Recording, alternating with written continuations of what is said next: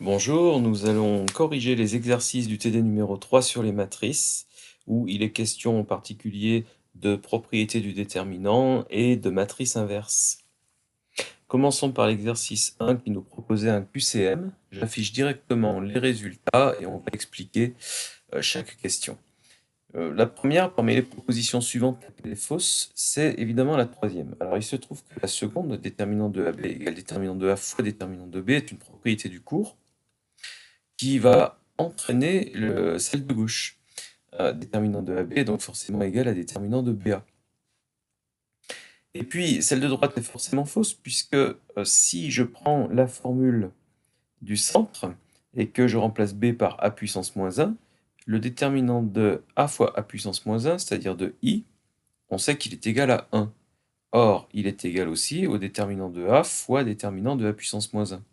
Donc en fait, ces deux déterminants seront inverses l'un de l'autre et non pas égaux. La condition pour qu'une matrice carrée A soit inversible est, alors résultat directement issu du cours, déterminant de A différent de 0. Troisième question, déterminant de 2 fois A. Alors on a vu que si on multipliait par exemple une colonne de la matrice A par 2, ça multipliait par 2 le déterminant de la matrice. Par contre, si c'est toute la matrice qui est multipliée par 2, donc chacune de ces colonnes, ça multipliera le déterminant de A par autant de facteurs 2, mais ça dépend du nombre de colonnes de A, donc de la dimension de A. Alors, on a une matrice A carré inversible, U et V de vecteurs. Si A-1 fois U égale V, alors je ne vais même pas regarder les propositions, mais je vais m'en tenir à ce qui est écrit ici. En multipliant à gauche par A, je m'aperçois que A-1 U égale AV, et donc U égale AV, ce que je retrouve dans la deuxième proposition. Soit en dimension n, une matrice carré A est la matrice identité I. Si A carré moins A égale I, alors on nous donne des propositions qui sont assez différentes les unes des autres, mais lorsque vous avez quelque chose, un calcul matriciel qui donne I, pensez à la propriété de A fois A puissance moins 1 égale I. Et si le produit matriciel n'est pas commutatif, il n'empêche pas que la factorisation est possible. A carré moins A est égal à A facteur de A moins I. A facteur de A moins I égale I signifie que A moins I est l'inverse de A. Donc la deuxième proposition est la bonne. On vérifiera facilement que la première est fausse dans l'égalité proposée. Cette relation sur les déterminants n'a rien à voir avec l'égalité matricielle qui est proposée. Et A n'est pas inversible est manifestement faux, puisque on a pu écrire cette égalité comme le produit de A par une autre matrice qui donne I. Allez, deuxième exercice, soit A et B de matrice carrée de dimension 2, montrer que déterminant de AB égale déterminant de A fois déterminant de B. On propose ici une résolution purement analytique. On va noter A, la matrice ABCD, et B, la matrice EFGH. Le produit AB donne donc ce qui vient de s'afficher, et donc on peut calculer le déterminant en dimension 2, ça n'est pas trop compliqué, donc différence des produits en croix, que l'on développe. Je vous laisserai le soin de vérifier si vous le souhaitez que ce développement est juste. Et on arrive à une expression condensée qui est celle-ci. Très bien, alors manifestement ça doit être égal à déterminant de A fois déterminant de B, ce qu'on va calculer donc séparément cette fois-ci. Donc AD moins BC que multiplie EH moins FG. En développant, on réobtient les quatre mêmes termes que ce qui avait été obtenu au-dessus. Donc effectivement, on vient de montrer d'une manière analytique cette égalité. Exercice 3, on nous donne une matrice N, et cette matrice, on va la transformer progressivement à l'aide de combinaisons linéaires. Donc pour chaque transformation proposée, dire de quelle façon est modifié le déterminant de la matrice transformée par rapport à la matrice précédente. Première transformation, la ligne 2 est transformée en L2 plus L1. On a vu dans les propriétés des déterminants que si on remplace une ligne par une combinaison linéaire qui la fait intervenir telle qu'elle avec d'autres lignes, Alors, j'aurais pu avoir 2L1 ou 3L1 ou 5L3 ou etc. Le déterminant va rester inchangé. Le tout est qu'on est dans cette nouvelle combinaison une fois L2. C'est le facteur qui est devant L2 qui va induire la transformation du déterminant pour la nouvelle matrice. Donc je peux affirmer que cette nouvelle matrice a le même déterminant que la matrice N. Et vous pourrez vérifier que la nouvelle ligne 2 est égale à l'ancienne ligne 2 plus l'ancienne ligne 1. Alors cette fois-ci, on va transformer la matrice N2 en transformant la ligne 3 en L3 plus 2L1. Je rappelle la matrice N2 et je vais calculer donc à la place de la ligne 3 plus 2 ligne 1. Donc logiquement, on va obtenir moins 2 plus 2, donc 0, 1 moins 6, donc moins 5, et 3 plus 4, donc 7. Encore une fois, le changement qui a été opéré sur la ligne 3 a impliqué L3 elle-même avec un facteur 1, donc il n'y a pas de changement dans le déterminant. Le déterminant de N3 est égal au déterminant de N2. Alors, ce que je vous propose de faire systématiquement, c'est de vérifier. Vous pouvez calculer assez facilement le déterminant de N2, vous constaterez qu'il est égal au déterminant de N3. Dernière transformation, dans la matrice N3, on transforme la ligne L3 en 2L3 plus 5L2. Ah, cette fois-ci, on a repris la ligne 3, mais en la multipliant par 2, ça va forcément multiplier par 2 le déterminant. C'est-à-dire que le déterminant de N4 vaut 2 fois le déterminant de N3. Alors je rappelle que celui de N3 était égal à celui de N2 et que le déterminant de N2 était égal au déterminant de N. Donc le déterminant de N4 est égal à 2 fois le déterminant de N. La matrice N4 est triangulaire. On rappelle que le déterminant d'une matrice triangulaire est tout simplement le produit des termes diagonaux. Donc on peut calculer très facilement le déterminant de N4, et en se souvenant qu'il vaut 2 fois celui de N, eh bien on connaîtra le déterminant de la matrice N de départ. Donc le déterminant de N4 vaut 1 fois 2 fois 19, résultat 38. Et donc le déterminant de N vaut 19. Ce que vous pourrez à nouveau vérifier en calculant le déterminant de cette matrice. Alors les transformations qu'on a provoquées à partir de la matrice N ne sont pas innocentes, elles ont permis de triangulariser la matrice. C'est exactement ce qu'on fera dans la partie suivante du chapitre, avec ce qu'on appelle la méthode du pivot de Gauss, qui permettra de triangulariser un système. Quatrième exercice, on donne deux matrices et on demande de justifier que l'une est l'inverse de l'autre. Ça marche dans les deux sens. Alors, n'allez pas rechercher l'inverse de la matrice M, on vous le donne. Donc pour justifier que deux matrices sont inverses, il suffit de les multiplier l'une par l'autre et le résultat doit être la matrice identité. Donc je procède à cette multiplication, je vous passe le détail des calculs, vous vérifierez, et on obtient effectivement un tiers de la matrice diagonale 3, 3, 3, donc à l'arrivée la matrice I. Calculez m fois le vecteur 1 demi 1 demi 0 et n fois le vecteur 1 1 demi 1 demi. Les résultats sont-ils logiques? Alors regardons. La matrice m multipliée par le premier vecteur, au bout du compte, donne le deuxième. Et la matrice n multipliée par le deuxième vecteur redonne le premier. Alors, donc m et n agissent d'une manière inverse l'une de l'autre. La première matrice transforme ce vecteur en celui-là, et la deuxième matrice transforme ce vecteur en le premier.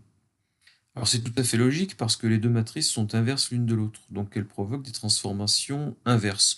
On va le vérifier d'une manière plus formelle avec cette dernière ligne. Quand je dis que m fois u égale v, eh bien, je passe ici au milieu de la ligne, je peux multiplier cette égalité par m puissance moins 1 à gauche, m puissance moins 1 mu égale m puissance moins 1 v, mais je sais que m puissance moins 1 est la matrice n, et je sais aussi que m puissance moins 1 fois m est égal à l'identité. Donc M plus U égale V, pardon, est bien équivalent à U égale NV. Donc ça a marché avec ces deux vecteurs, ça marcherait avec n'importe quel couple de vecteurs qui fait que M fois le premier donne le deuxième. Exercice 5, on donne une matrice carrée de dimension 2 et on définit l'application f qui a tout vecteur xy renvoie comme image le vecteur y égale f de x égale m fois x. Donc on transforme un vecteur par multiplication par une matrice m. On a ici exactement la définition de ce qu'est une application linéaire chez les applications vectorielles. C'est-à-dire qu'on utilise une matrice qui transforme un vecteur en un autre. Alors, le pendant chez les réels de ce qu'on appelle ici application linéaire, c'est les fonctions linéaires, c'est-à-dire avec petit x et petit y, lorsqu'on dit y égale ax, tout en minuscule. Vous avez donc la formule ou l'expression des fonctions linéaires, avec des propriétés qui sont très basiques, on va dire, et très reconnaissables.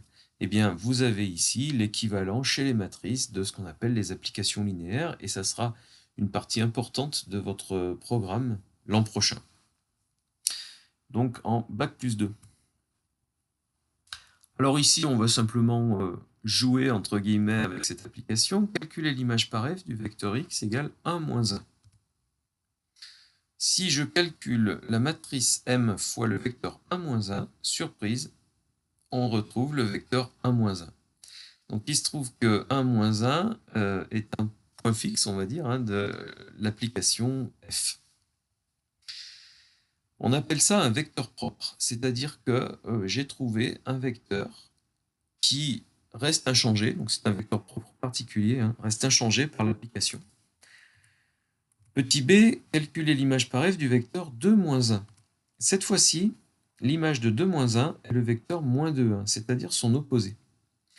On a à nouveau, par définition, un vecteur propre. Alors j'en parle parce que ça sera aussi quelque chose qui va être au programme en deuxième année.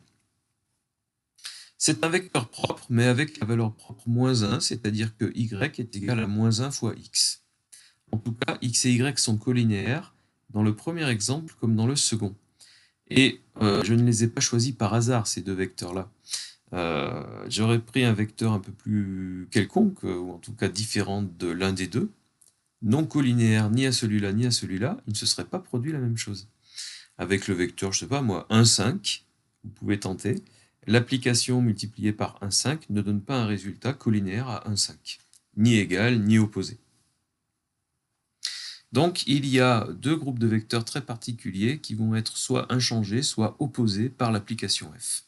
Ce qui fait que géométriquement parlant, cette application n'est pas n'importe laquelle.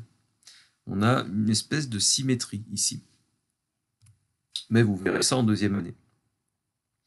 Alors, calculer la matrice m carré, soit m fois m. En termes d'application, ça veut dire, à un vecteur grand X, on pourrait appliquer deux fois de suite la matrice m, c'est-à-dire la fonction f. Et comme je viens de vous parler de symétrie, si j'applique deux fois une symétrie à un vecteur, normalement, il va rester inchangé. Donc, on va voir ce que ça donne au niveau d'une écriture matricielle. M fois M est égal à I. Ce qui est attendu, en fait, ici, c'est-à-dire que la matrice M est sa propre inverse. Donc, ça veut dire que la fonction réciproque de petit f a la même expression que petit f. F est sa propre réciproque.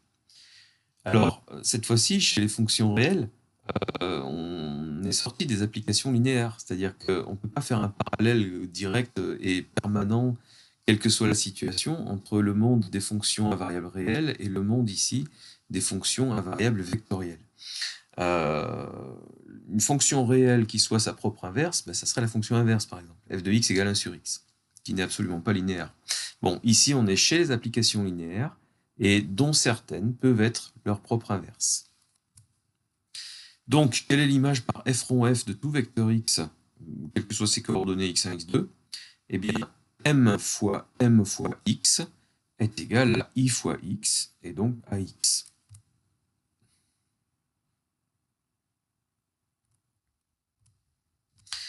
Exercice 6, déterminer des matrices inverses. Alors là, on repart sur du calcul, de l'entraînement. Et là, je vais en profiter pour vous donner un raccourci qu'on peut utiliser et qui est bien pratique en dimension 2. Alors, on se souvient que la formule générale pour la matrice inverse est a puissance moins 1 égale 1 sur déterminant de A transposé de comatrice de A. La comatrice de A qui est la matrice formée des cofacteurs des différents facteurs présents dans A. En dimension 3, si on veut passer par cette formule, on est obligé de calculer les 9 cofacteurs des 9 facteurs. En dimension 2, on peut prendre un raccourci. Si vous voulez la matrice inverse de celle-ci, vous avez toujours le facteur 1 sur déterminant de A qui intervient. Donc il faut calculer d'abord le déterminant de A, qui vaut ici d'ailleurs 2 moins 3. Donc je rappelle, 2 fois 1 moins 1 fois moins 3. Donc 2 plus 3, donc 5. Donc j'aurai A puissance moins 1 égale 1 cinquième de une certaine matrice. Et c'est là que justement on va pouvoir écrire directement cette matrice qui doit apparaître. Si vous échangez les éléments qui sont dans la diagonale principale, donc 1, 2 au lieu de 2, 1, et si vous ne déplacez pas les autres, mais vous changez simplement leur signe, alors vous avez le résultat. Donc en diagonale principale, le résultat va comporter 1, 2, et sur la diagonale secondaire, en bas à gauche, j'aurai moins 1, et en haut à droite, 3. Vous pouvez être sûr que cette matrice-là est la matrice inverse de la première. Donc ça fonctionne à tous les coups chez les matrices carrées de dimension 2, et tant mieux. Alors, très rapidement, donc pour la matrice B, le déterminant vaut 2, il n'est pas nul, donc la matrice est inversible, et donc la matrice inverse est 1 demi de une matrice qui, dans sa diagonale principale, possédera les coefficients 1, 2, et puis dans l'autre diagonale, possédera les coefficients 0, 3. Vous pouvez évidemment vérifier, en multipliant b par b puissance moins 1, vous retrouverez systématiquement la matrice identité. Pour celle-ci, alors le déterminant vaut 8 moins 8, 0. Ah, elle n'est pas inversible. Ça s'arrête là. On arrive ici sur des matrices de dimension 3, donc on va montrer deux façons de trouver l'inverse, bien entendu. Il y a d'abord le fait de rechercher la matrice des cofacteurs, ce qui n'est pas drôle à faire. Donc, par exemple, pour le facteur 2, son cofacteur va être le déterminant 0, 4, moins 3, 1. Pour le facteur moins 1, le cofacteur avec un signe moins, puisqu'on n'oublie pas la règle des signes des cofacteurs. Donc avec un signe moins devant le déterminant 1, 3, moins 3, 1. Bon, et ainsi de suite. On fait ça 9 fois. On n'oublie pas le coefficient 1 sur déterminant de D devant. Et cette matrice des cofacteurs doit en plus être transposée avant de terminer. Donc on a ici sous les yeux la matrice inverse de D. Alors c'est une première façon de faire, mais la deuxième façon, on l'a vu en cours, c'était la méthode de Gauss pour inverser les matrices. Donc on va le voir à partir de la diapo suivante. Alors pour la matrice E, vous pourrez vérifier encore une fois, les différents cofacteurs apparaissent dans la deuxième écriture. Et dans l'écriture définitive, on a transposé la matrice précédente. Le déterminant au fait de la matrice E valait moins 7. Alors, que fait Gauss? Et ce qu'on peut faire, nous? Ça n'est pas forcément beaucoup plus court en termes de calcul, mais c'est peut-être un peu plus sûr pour éviter des erreurs de signe ou de calcul. Donc je pars de la matrice D, et je cherche à utiliser des pivots, en commençant en haut à gauche, pour créer des combinaisons linéaires dans les autres lignes, en se servant de la première ligne, pour annuler les coefficients qui se trouvent en dessous de ce 2.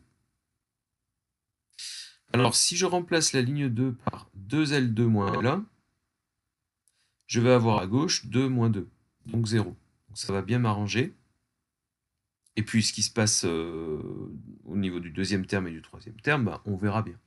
Tout ce qu'on veut, c'est annuler le terme de gauche, pour l'instant. Pour la ligne 3, on veut aussi annuler le terme de gauche. Et en créant 2 fois ligne 3 moins 3 fois ligne 1, ça va se produire.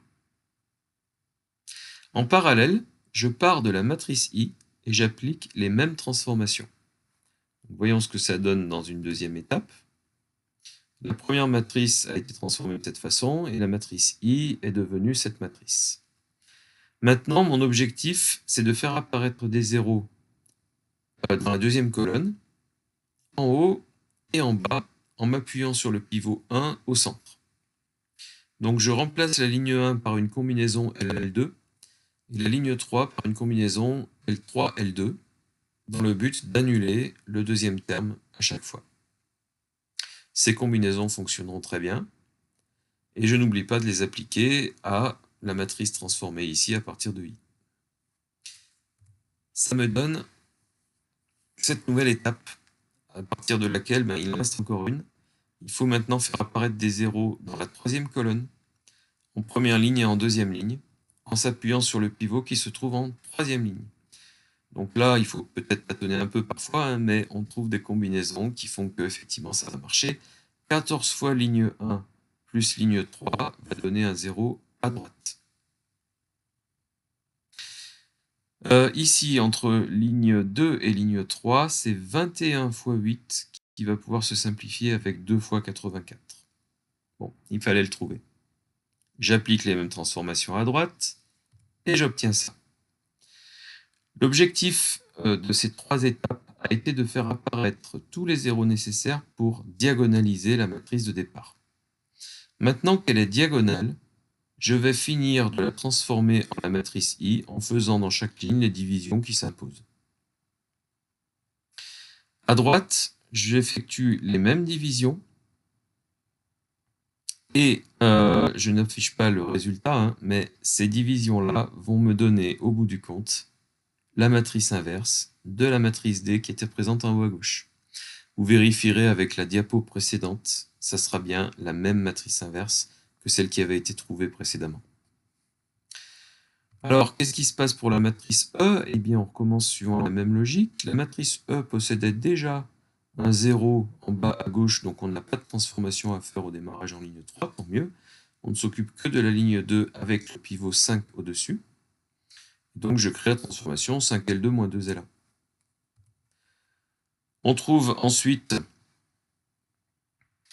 une matrice qui est celle-ci, qui possède déjà un 0 en première ligne et deuxième colonne. Donc je n'ai qu'à faire une combinaison entre ligne 2 et ligne 3 pour faire apparaître 0 en ligne 3 en dessous de moins 5 qui me sert de pivot. Et j'obtiens donc cette matrice-là. Troisième étape, je dois faire apparaître des 0 en haut à droite, donc première et deuxième ligne. Je fais les combinaisons qui s'imposent avec le pivot 7 en bas à droite, et j'obtiens cette matrice diagonale à partir de laquelle j'effectue mes divisions. En partant de la matrice I et en appliquant les mêmes transformations, et cette fois-ci j'affiche le résultat après les divisions, j'obtiens cette matrice-là, qui est précisément la matrice E puissance moins 1 qu'on avait trouvée précédemment. Exercice 7. On repart sur quelque chose d'analytique. Déterminons les matrices carrées de dimension 2 dont la transposée est égale à l'inverse. Cette fois-ci, sans cas particulier, sans restriction, toutes les matrices carrées de dimension 2 dont la transposée vaut l'inverse. Alors, on a deux façons de faire. Soit on dit le produit de transposé de A par A doit donner I. Si T de A est égal à A puissance moins 1, T de A fois A donne I. Et donc, en notant A la matrice ABCD, 4 coefficients, T de A fois A se calcule et on doit obtenir I. Ou alors, on note la matrice A ABCD et on écrit séparément transposé de A et A puissance moins 1, et ensuite on égalise les deux. Finalement, ça reviendra au même genre d'étude, et c'est ce deuxième choix qu'on a fait dans l'énoncé. Donc, en notant A ABCD, écrire TA et A puissance moins 1. Donc TA est égal à AC BD, alors que A puissance moins 1 vaut 1 sur déterminant de A, multiplié par la matrice dont je vous disais en dimension 2, qui consistait à partir de A à échanger les termes de la diagonale principale et à changer les signes des autres termes. Donc A puissance moins 1 prend cette forme. Et on veut donc pour la suite de l'exercice que cette matrice-là soit égale à celle-là, ce qui implique 4 équations pour chacun des 4 coefficients.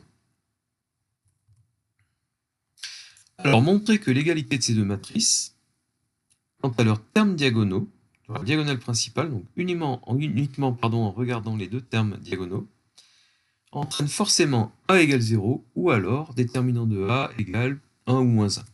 Alors, regardons.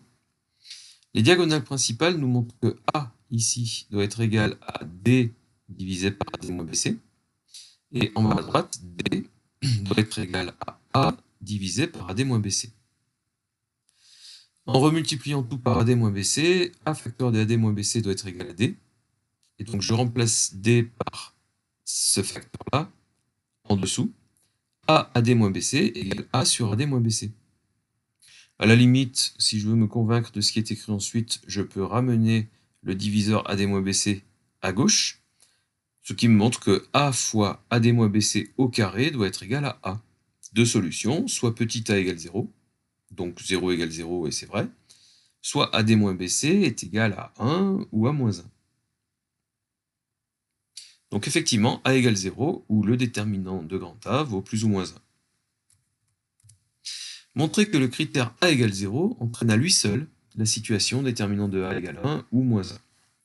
Donc on a en fait un regroupement qui est possible dans les cas de figure envisagés. Alors si A égale 0, je reprends mes écritures initiales.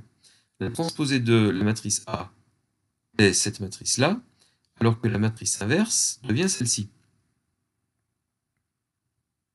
Donc voyons ce que ça veut nous dire. Donc cette fois-ci, je regarde un peu tous les coefficients. D'abord, D sur moins BC doit être égal à 0. Donc D doit être égal à 0.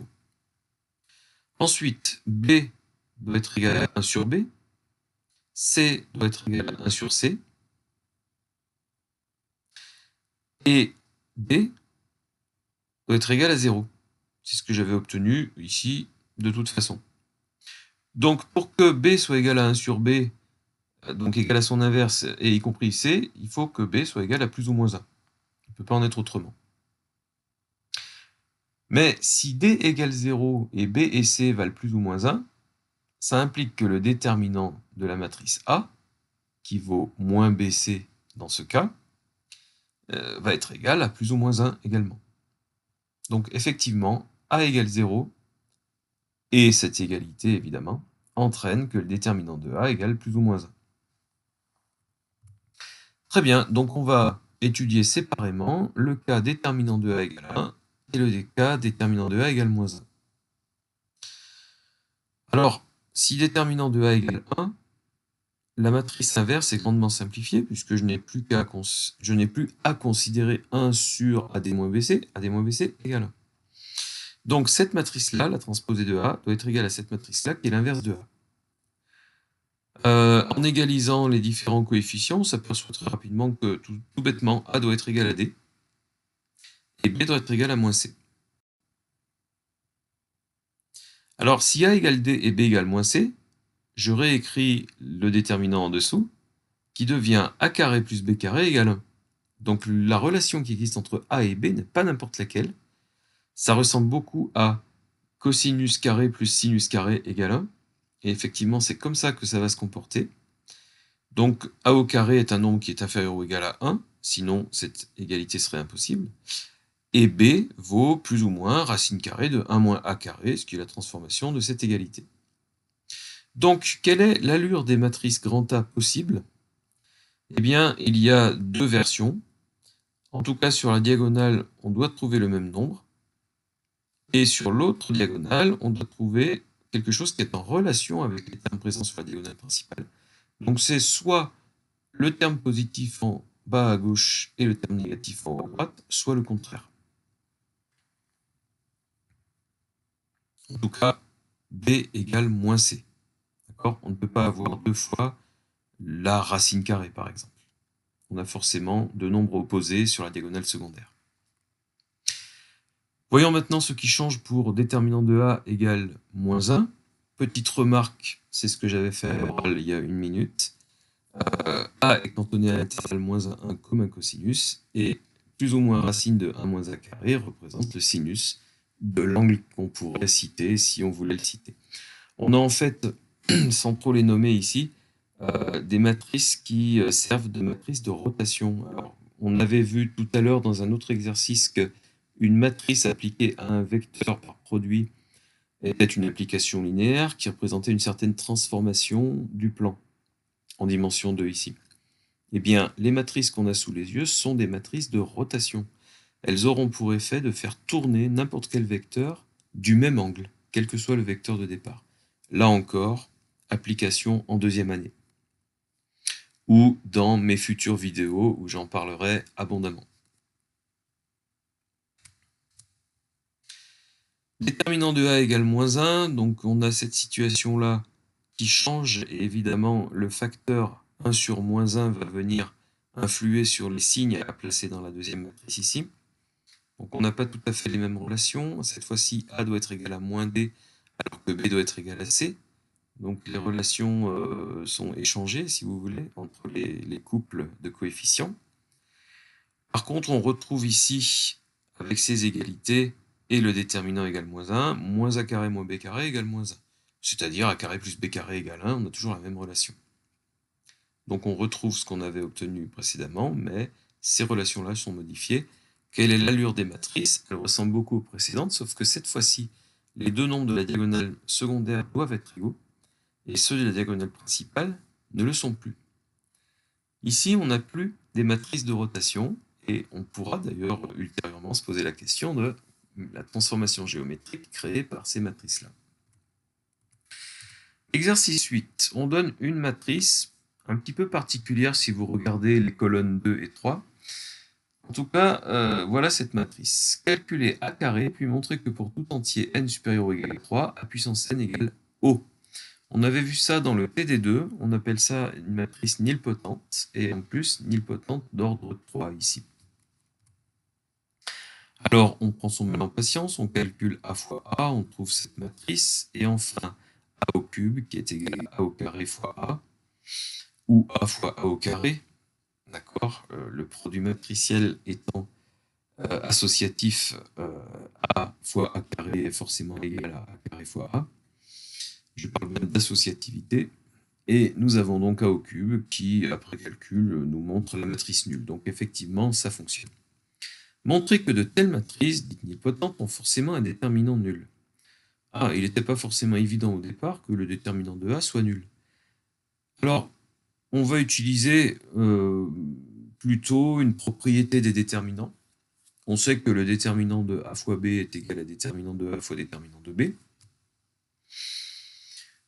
Ça veut dire que le déterminant de A au carré est égal à déterminant de A fois déterminant de A. Donc le déterminant de A au carré. Et donc que le déterminant de A puissance n, par extension et par récurrence, est égal à déterminant de A, le tout à la puissance n. Or, si A puissance n vaut la matrice nulle, son déterminant vaut 0. Donc j'ai ici un 0 en tant que déterminant, qui est égal à déterminant de A puissance n. Donc ça signifie évidemment que le déterminant de A lui-même est égal à 0. Donc c'est aussi simple que ça. On peut bien entendu le vérifier ici, mais à partir du moment où vous constatez que la colonne 2 est égale à l'opposé de la colonne 3, vous avez une liaison entre ces deux colonnes. Dans les 9 propriétés, ou 10 ou 11 de déterminants que j'ai montré en cours, il y en a une qui nous dit que si on a une liaison entre des lignes ou entre des colonnes, eh bien on a un déterminant nul à l'arrivée.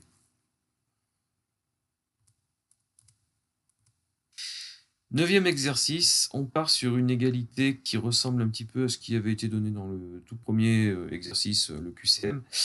Ici, A carré plus A plus I égale la matrice nulle. Donc, pour tout entier n strictement positif, on définit la puissance n comme le produit A fois A, etc., n facteur, bien entendu. Exprimer la matrice A puissance moins 1 en fonction de A. Alors, on peut être dérouté par ce genre de question en disant, mais on ne connaît pas la matrice A, comment se pourrait-il qu'on connaisse son inverse? N'oubliez pas la définition de la matrice inverse. A puissance moins 1 est l'inverse de A signifie A fois A puissance moins 1 égale I. Donc, on va tenter de transformer l'égalité qu'on nous a donnée sous forme A fois quelque chose égale I. ce qui, en déplaçant des éléments et en factorisant, va être largement possible. Donc voilà ce qu'on obtient. A carré plus A plus I égale O veut dire A carré plus A égale moins I. Mais A carré plus A se factorise, A facteur de A plus I. A facteur de A plus I égale moins I, ce signe moins m'embête, je le remets à gauche, donc A facteur de moins A moins I égale I. Et donc j'ai sous les yeux l'inverse de la matrice A, parce que par définition, A fois A puissance moins 1 égale I. Voilà, donc l'inverse de A, c'est moins A moins I. Alors, j'en profite pour dire, avant de répondre à la question 2, au fait, si je déplace A et I de l'autre côté du signe égal ici, A carré égale moins A moins I. Donc on s'aperçoit tout de suite que A carré vaut A puissance moins 1. Et en multipliant encore par A au cube est égal à A puissance moins 1 fois A, donc à I. A au cube égale I. C'est ce qu'on va retrouver ici. Et donc on va en profiter pour aller jusqu'à A puissance 4. Donc A au cube, je l'ai fait en me référant à l'égalité initiale pour constater que le résultat est I, mais je vous ai donné donc une explication autre, juste il y a quelques secondes. A au cube égale I, donc A puissance 4, égale A au cube fois A, donc I fois A, donc A. En déduire A puissance 100. Alors, on vient de montrer que A au cube égale I, donc toute multiplication de quoi que ce soit par A au cube est une multiplication par I, et donc n'a aucun effet. Donc si vous multipliez par exemple quelque chose par A puissance 30, vous l'avez multiplié par A au cube à la puissance 10. Donc par I puissance 10, donc par I, donc vous n'avez rien fait. Donc on va simplement décomposer 100 en 1 plus 99, en remarquant que 99 est un multiple de 3, et que A au cube puissance 33 ici n'est autre que I puissance 33, donc I. Donc A puissance 100 au bout du compte égale A.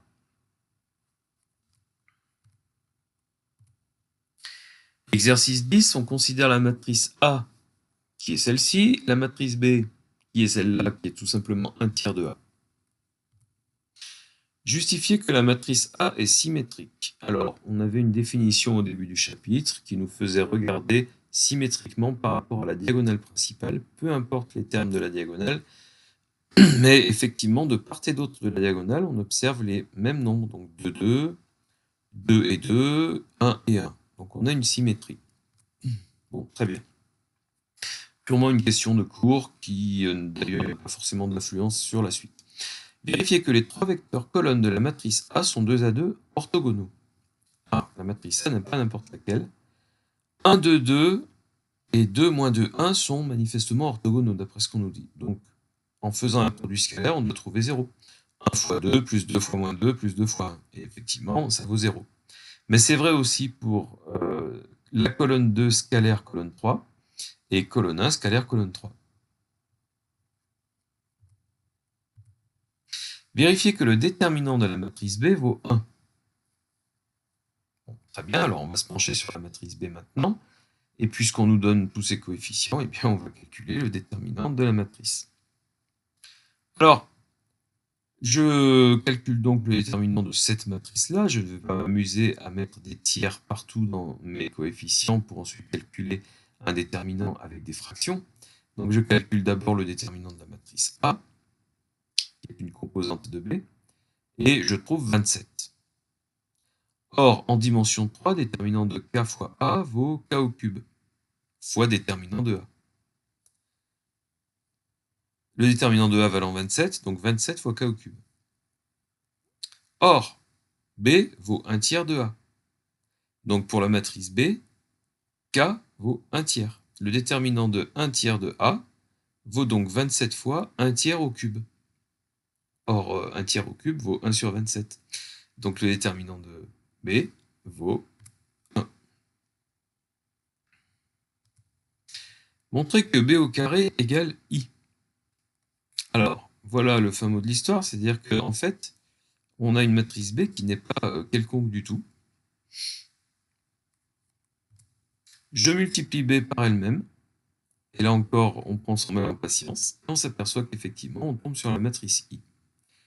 Donc B est sa propre inverse. B fois B égale I. Bon, très bien. En déduire la matrice inverse de B, puis en déduire celle de A. On vient de le dire, B est sa propre inverse. Or, B égale 1/3 de A. Donc si B fois B égale I, alors 1/3 de A fois 1/3 de A égale I. Donc A fois 1/9 de A égale I. Et donc, dans 1/9 de A, je reconnais l'inverse de A.